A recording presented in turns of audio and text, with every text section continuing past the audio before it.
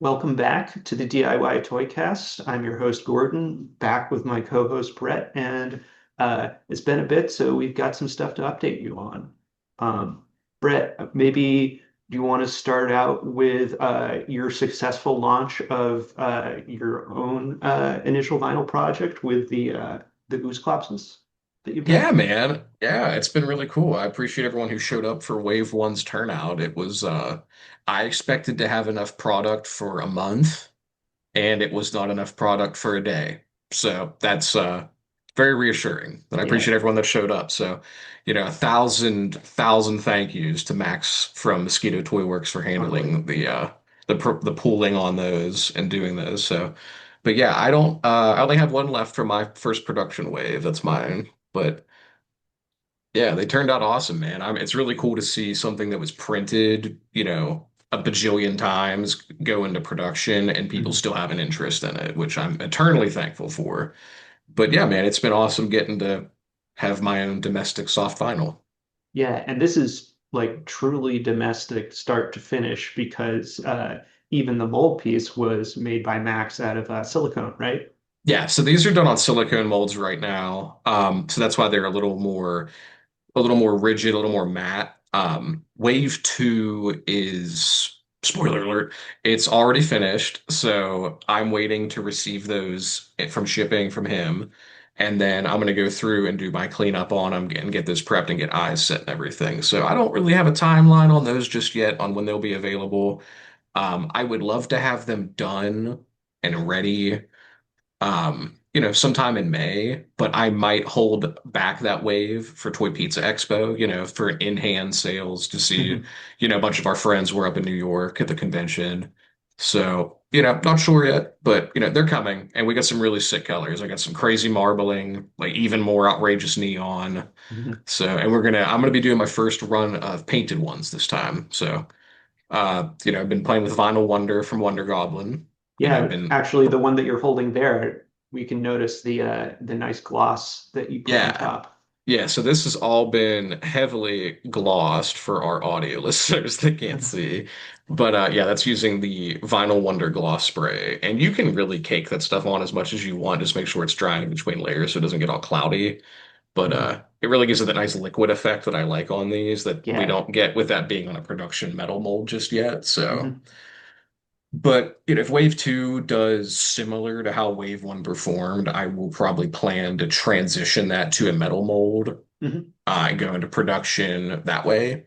But time will tell. We got some irons in the fire with metal already with cursed armor. Mhm. So, Though but it's been interesting to hear from you pass along sort of the I don't know, like the material specifications around the differences between the silicone mold and the metal mold and how that affects like heat distribution, which heavily yeah. affects sort of the surface finish. You sent me this really nice sample piece from Max where he did the Oh, the marble llama gone. Lamagon.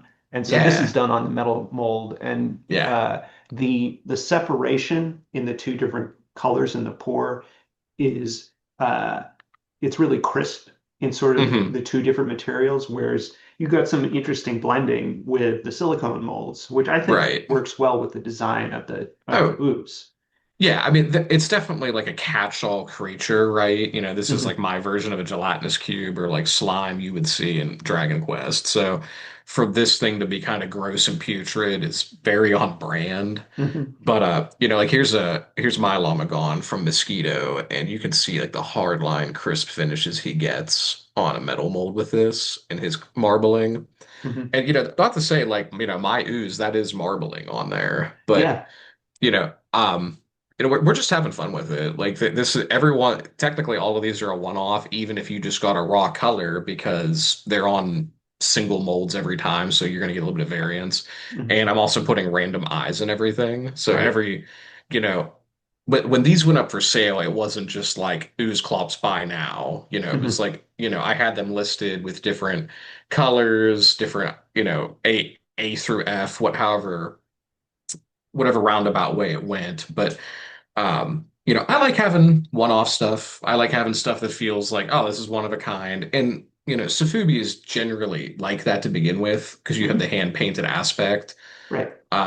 But Something you get from like Cord Viper or Reelhead, that's like true production pieces while still being soft vinyl. So those don't feel, this feel more like a numbered piece, whereas, my little kitschy shit is very much more in the resin scene of Hmm. this is a one-on-one. Like, even if it's green, it's still different than the other green. So, but Yeah. yeah, it's been a lot of fun. Wave one, did some horrendous headers by hand on my home printer. So, Uh, I don't know. wait. I think those have a great charm, and to me that, it's of a piece. It's a truly like DIY domestic vinyl, running Right. the header cards yourself, doing all the design in, you did this in Canva, right?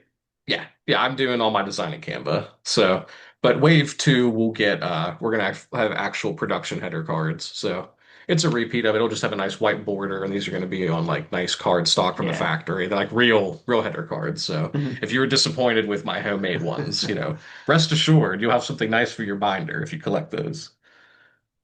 Very cool. And Yeah.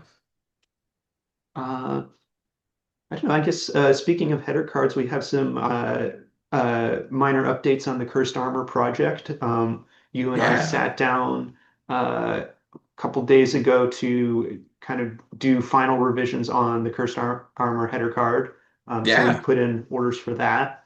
Um, it's going to be Yeah, featuring, and they're pre-folded, folks. I don't have to fold these. It's really nice. These are coming out of a box. I just get to staple them. So yeah, high production value, and it's going yeah, to feature the very nice art that Bob Knobbywood did for us of the Cursed Armor vinyl, as well yes, as his logo work for the Goblin Toy yeah, Forge logo. yeah. I mean, he's featured a lot on our stuff, which rules. Yeah, friend of the pod, Nobbywood. Right. But yeah, and if you guys like what we're doing, check out his Twitch stream if you haven't seen it. He's currently playing through Final Fantasy VI, the best Final Fantasy. And he's doing some doodling from that too. So that's really fantastic content to check out and get off the algorithm doom scroll. Mhm. No, it's been great to drop in and on a couple of those. And also he then takes all the illustrations that he does on stream and collects them into zines, which you can either get Yes. digitally or I think he does. I don't know if he does printout ones, but of course you can then print your own if you're into that. Yeah, of course. No, his stuff rules, man. It's great. I'm so pumped that we were able to work out the header card recently and get that Mhm. chopped up and done and have his stuff on there. It's really cool. Super sick. Super sick. Oh, and also we got our stickers done. So Right. those are done with approved. So every cursed armor we're putting out, and I guess really wave two of the oozes as well. Basically, everything Goblin Toy Forge is going to put out for soft vinyl from here on out is going to come with an included sticker. So, a little more value, something fun. I like stickers. You like stickers. I don't know what person doesn't. You probably don't have a soul, Yeah. but yeah, we're just added fun value. So look forward to those. They're going to be really sick.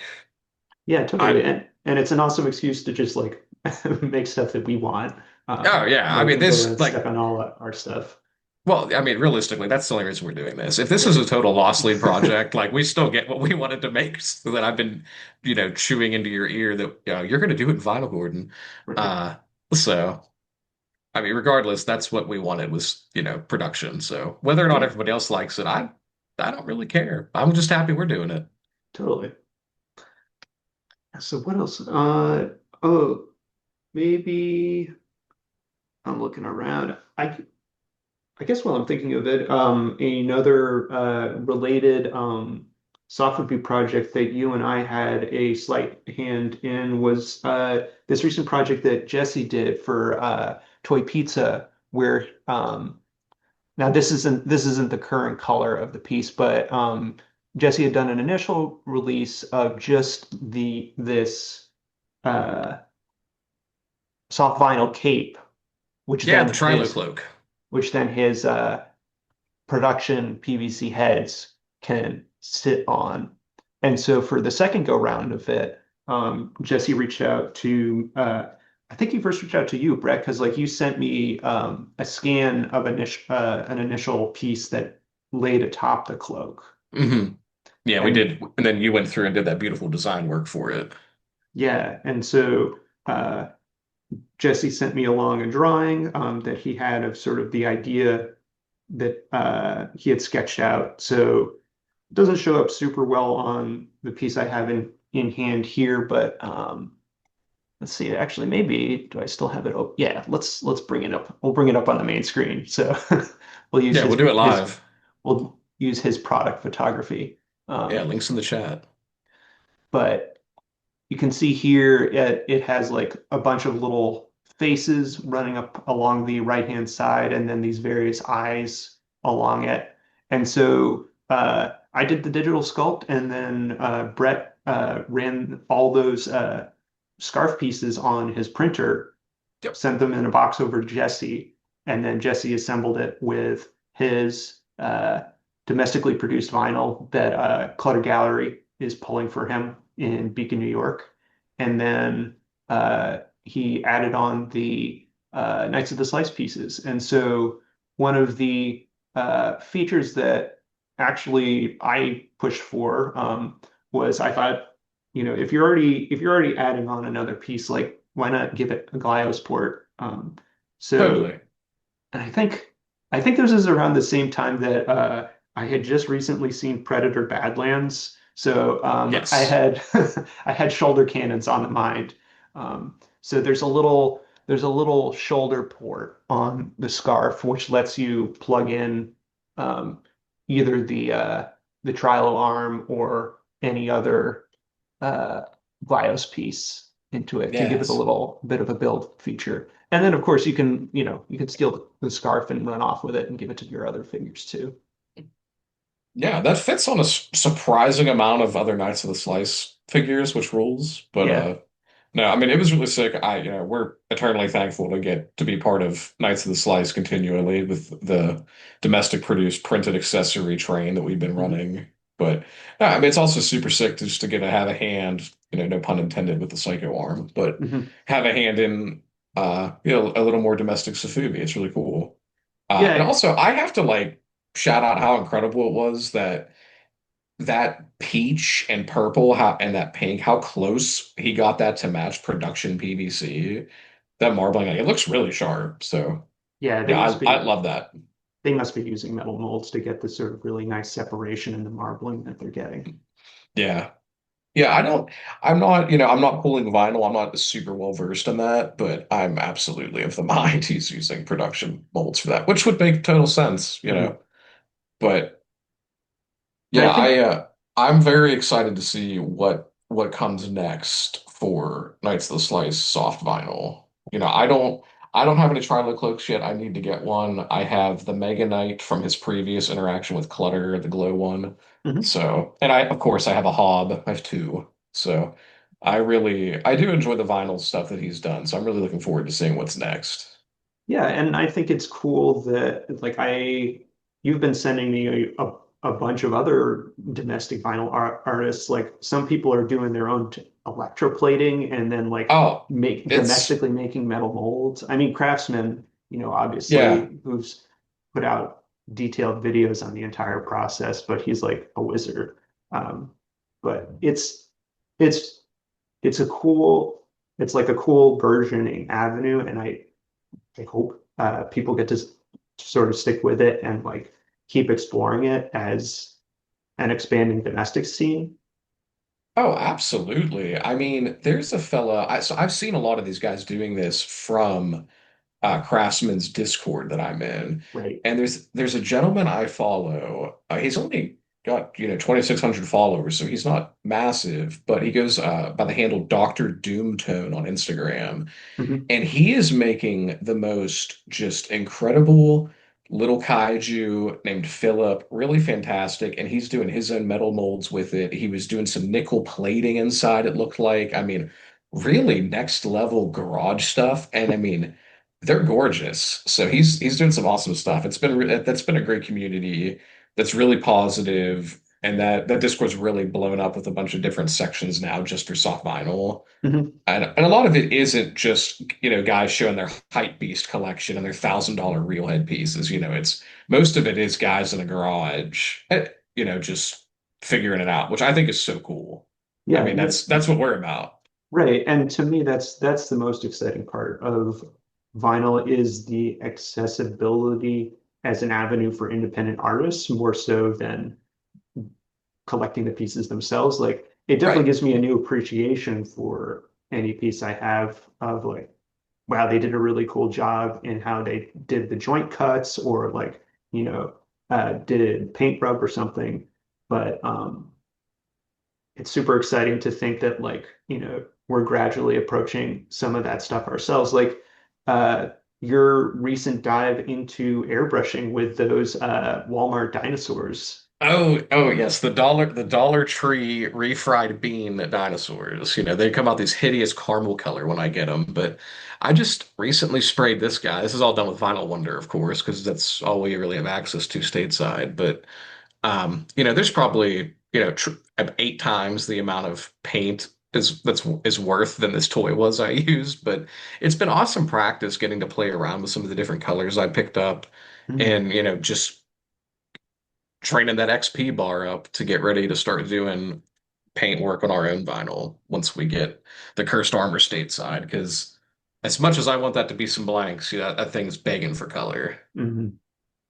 No, and that those dinosaurs that you picked up is like a great, I think, piece to practice on because you get a variation of sort of large open areas where you can just practice the spray Yeah. to like doing that narrow purple strip that you did along the spine, and then the hand painting stuff like the nails or the eyes and stuff.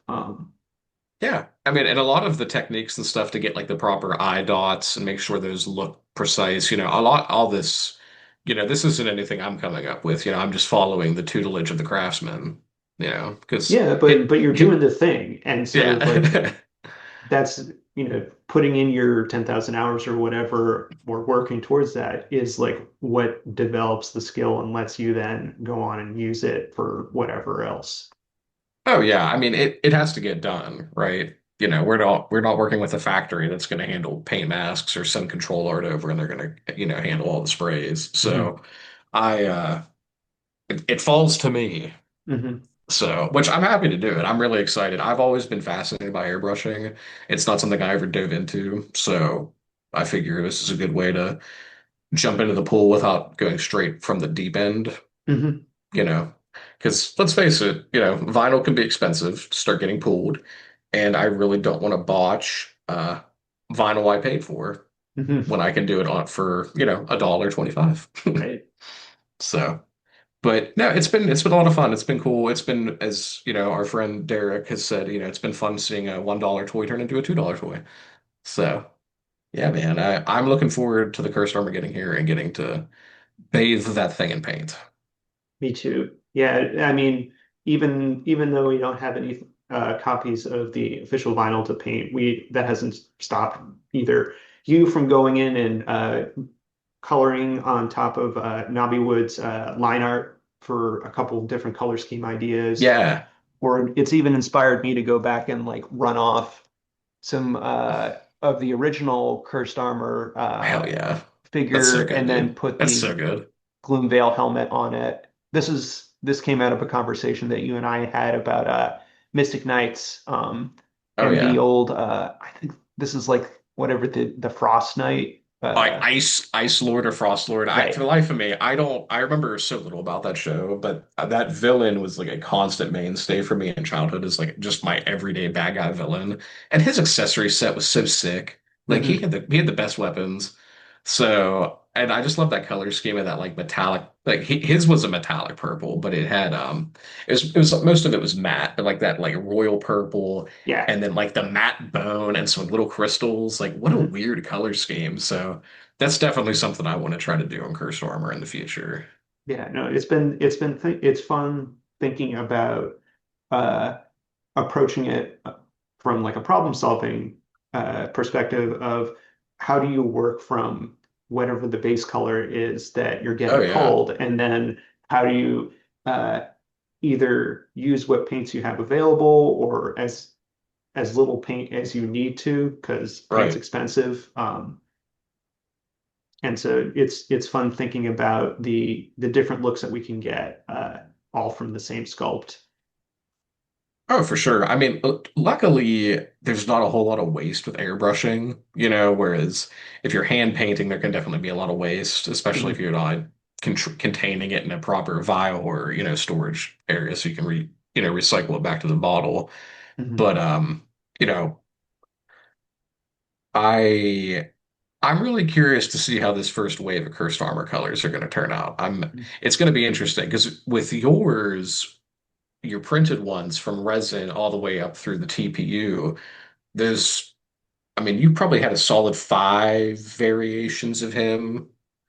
Yeah, I mean If not more, but that's not like counting the like minor tweaks where I gradually right. switched the diameter of the hands for how they Yeah. held weapons or Yeah, I'm thinking like you had we'll say like the resin master copy, hmm. then you had the first revision of that where it went from the open hand to the closed hands, and then you changed how the pegs worked a little bit tighter. Then you had the chibi version, you Right. had the hyper articulation we did with the flex joints. Then you had the 6-inch crusade we tackled for a little bit. Hmm. And then, over to the TPU. And so, like, I would say there's like a solid five or six variations, but throughout that, you had a really consistent color scheme where it was black and then you were hitting it with those crazy metallic paint colors. So Hmm. it's going to be really fun to see this vinyl come out in a very specific color that's not black and how we can, let the material do color work for us in some areas. Hmm.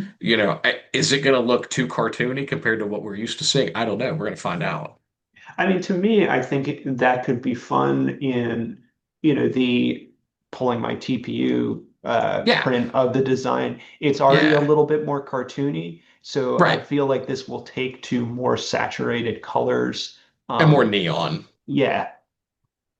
Yeah. Which we do have to hit that Ice Lord color you'd have right there. That Mhm. frost blue and silver that goes so hard. We definitely gotta hit a few of those. I really like that. Well, But this was back in like January or wherever when we still had like foot and a half of snow on the ground. right. So I was definitely in the frost lord mood. Oh, no doubt. No doubt. Um, let's see, what else do we got cracking? We covered the oozes. Oh, Hmm. while I've been down my vinyl rabbit hole, I did manage to score on Oh eBay my yeah. first Cord Viper piece. So this is really exciting for me because this stuff is pretty hard to track down in the States for a good Hmm. price. So pretty pumped to get my first piece. And really just to admire the paintwork, like totally crazy. Hmm. It's so nuts. I have no idea how he's getting it so crisp and clean. It's it's really more of a marvel of paint app than it is a figure to me. Like, if this is possible, like I would love to know how, you Yeah, know. yeah, I would suppose that he's using some like metal masks to do it, but Hmm. again, like on the one that I have, which Yes. has sort of the skull patterns, it's probably not going to come through on camera, but throughout the sculpt, he has these little rivets, Yeah. and so each of they're like these it's not. There are these little Oh, they're rivets showing back up. on Yeah. his shoulder blades, and those are individually painted with like metallic paint. Crazy. It's so nuts. Or he has these little like kick guards on the tips of his boots, Yeah, those which are are also painted. picked out metallic. Or he's got the buckles on the sides of his motorcycle boots, and so each of the metal buckles are picked out on mine. Um, And so but it's also interesting to see how this is almost like a tampo print. The Yeah. the rib cage on the front is, and then with the face, whereas yours, it almost looks like a completely different character by Oh, it's just wild. Yeah. doing the purple like edge lighting around the armor Yeah. pieces. Yeah, it's crazy. I mean, it's not going to show up well. And like, this was pulled in like a really soft matte black, and Hmm. all the heavy armor plate areas are done with like a gloss black spray. So you Yeah. get that like fun Darth Vader Power of the Force two-tone effect that I really like. Hmm. So yeah, man, it rules. It's a nice piece to have up on the shelf. It's fun to have that sitting next to stuff from Craftsman where it's like we have like some of the best Japanese soft vinyl you can get, just some of the coolest stuff in the size and scale I like next to stuff that's coming out of Craftsman's Workshop. And it's like, it's just so wild, the dichotomy that these are both vinyl, these are both like actual production toys, but one Mhm. is, has so much aura and like, just carries so much weight. And then the other one is from a guy doing it out of a shed in Mississippi, which is so cool. Yeah. I love where we're at now. Like, I love the stage we've gotten to. And it's even cooler that all this stuff can sit and chill next to the stuff that Bandai's putting out with Ultraman or like Hmm. Godzilla. Yeah, it rules. Definitely. Yeah, so we got Toy Pizza coming up in June. Gordon and I secured our table. We did. Pretty hyped. We're gonna Pretty have hyped. the joint Goblin Toy Forge table. Yeah, we got to get some flags or banners made. I would Mhm. love to have like the old medieval style flag with a post, but it's just a dagger on it. That'd be so fun. Well, we do got those T-shirts that a friend of the pod, Bobby, made for Bobby Yes. Torres made for us. Yes, which we I will absolutely be having that equipped. That will be my armor for the day. But That's yeah, gonna be great. it's gonna be super sick. I'm really looking forward to it this year. It'll be good to see all of our friends again Mhm. up in Beacon as always. But yeah, I think it's gonna be really interesting to see the shift in what we've been able to do, you and me jointly with print projects over the years. And we're still gonna have some print stuff this year, like we Yeah. normally do. The Pup Droid's gonna come back. We have some really fun revisions with that coming too. I know you mentioned you have some, print works you want to do some of your Mhm. figures, like the Goblin, the Barbarian, you did some stuff.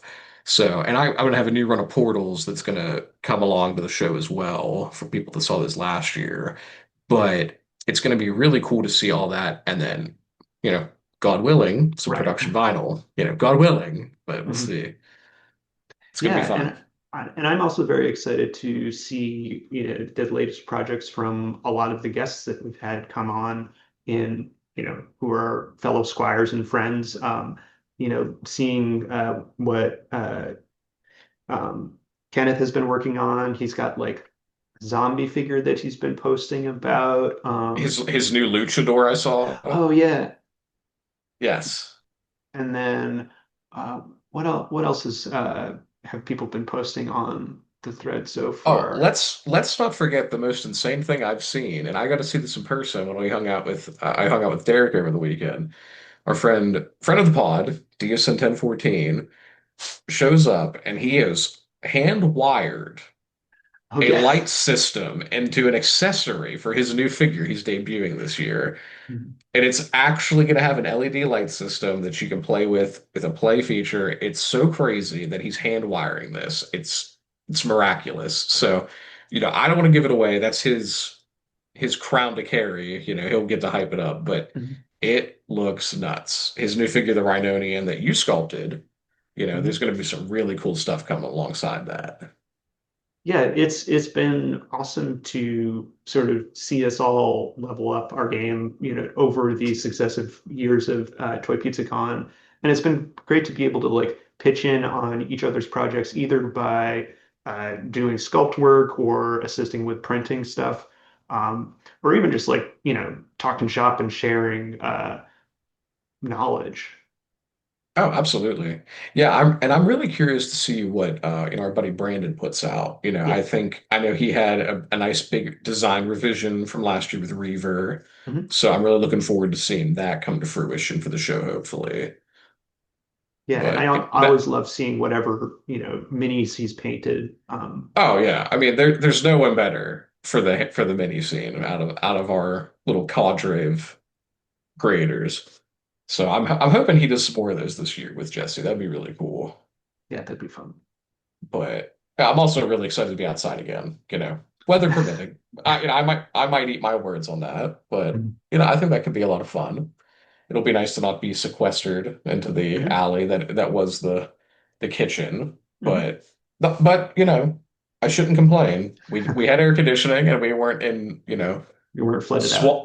Yeah, we weren't flooded out and we weren't in the swamps of hell like everybody else was at 5 points. So, you know, maybe I shouldn't be complaining, but it'll be a good time. I'm looking forward to seeing everybody. it's going to be here before you know it. We're a few Yeah, days away from April as we record this. So, realistically, we got like a little over 60 days left, which is almost nerve-wracking.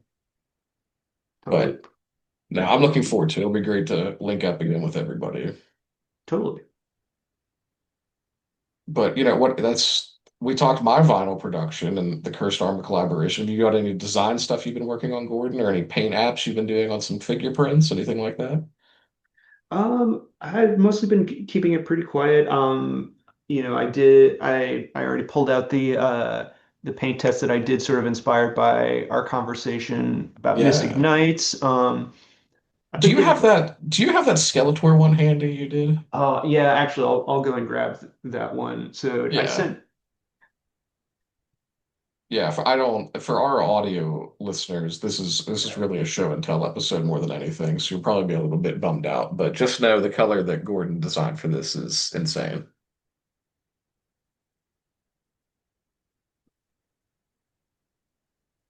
He'll find it. He's still looking. He'll get it.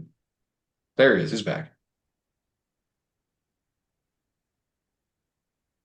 so I tried to grab uh all the different color variations that I've done on the new TPU armor. So Oh, good. here's that one that you sent me that was printed in the Teal. teal. Yes. And Yeah. so I want to do that one so bad.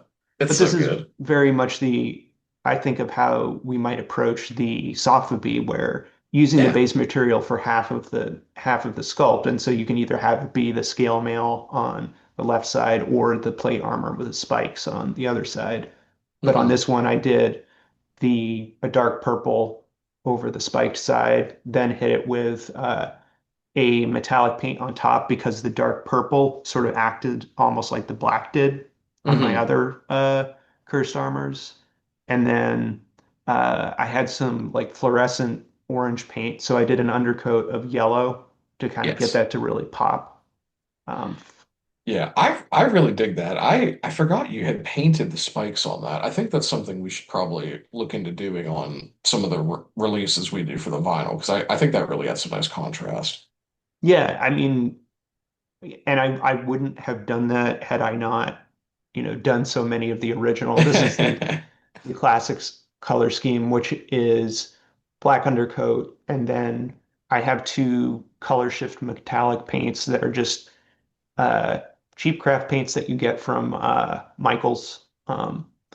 Uh, and then let's see, so yeah, so it's just black undercoat, then you dry brush the metallics over, and then there's the green for the scarf and the belt buckle, um, Oh yeah, it's so and good, man.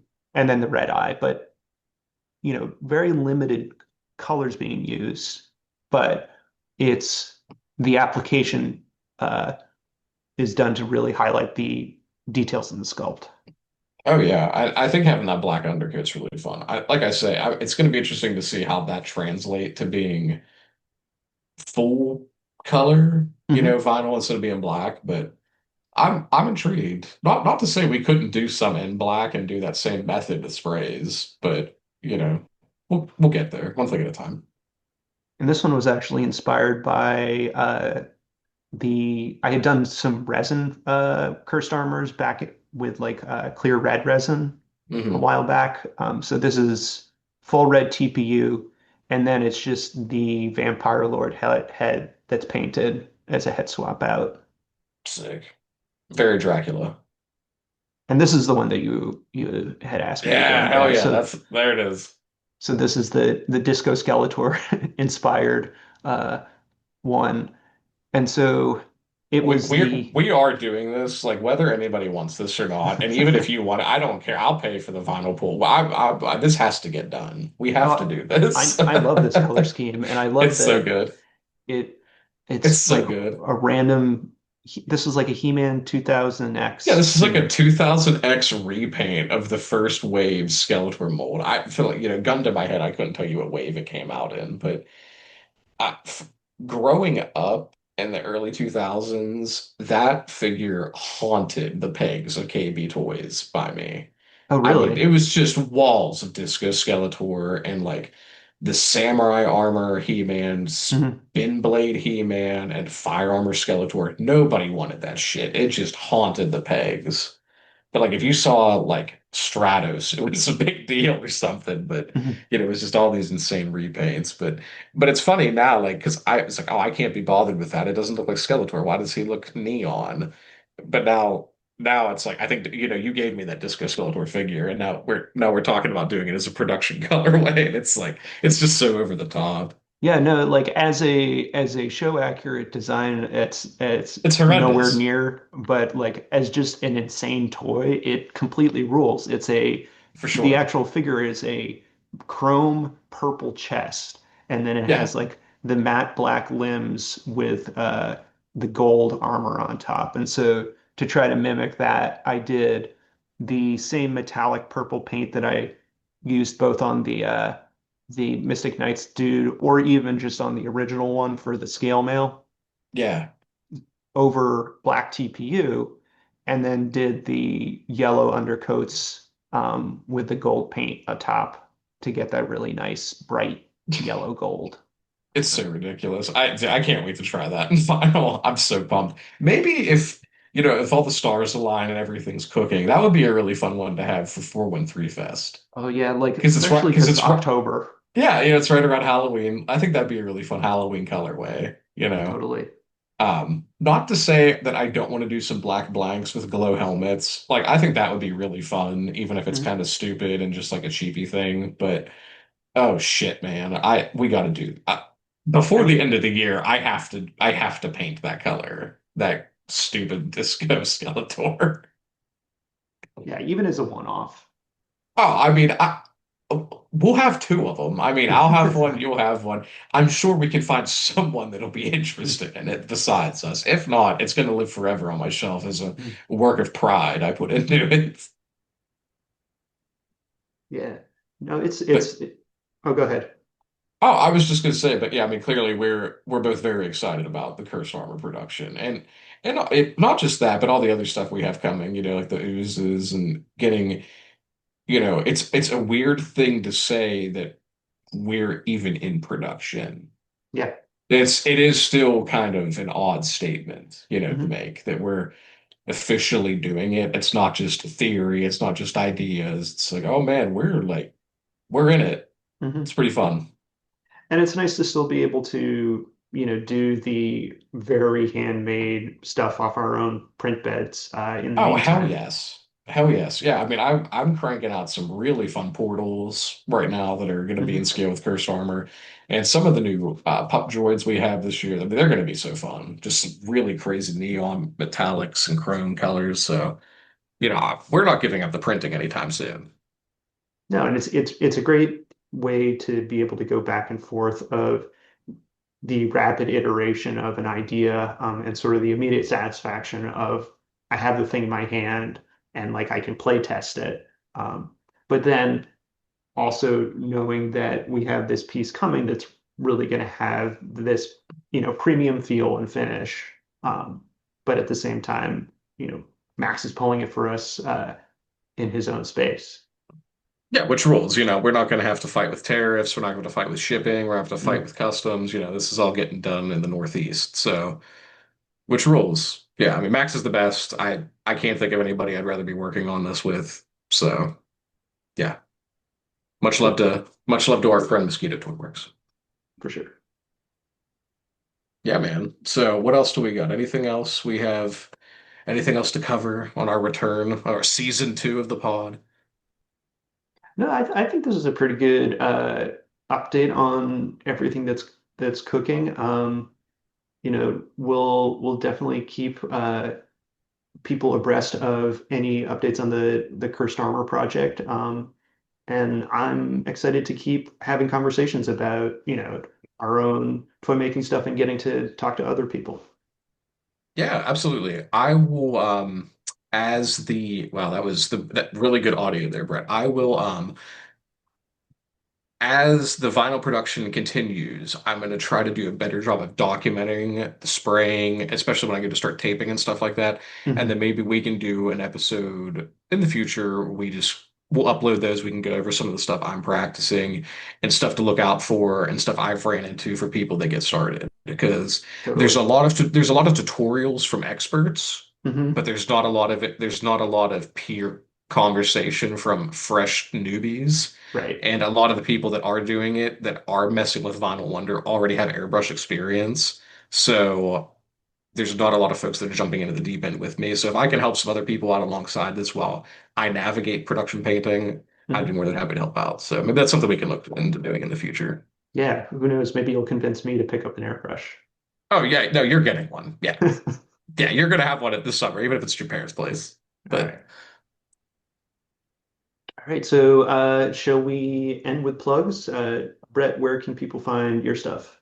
yeah, absolutely. Goblin Toy Forge at goblintoyforge.com and Instagram. That's our joint one. And you can find my personal geek shit at Aegis_station on Instagram. Gordon, where can folks find you? You can find me here on YouTube with the DIY ToyCast, and you can find me over on Instagram at Vladimir the Batimir. Until next time, thanks for tuning in and catch you later.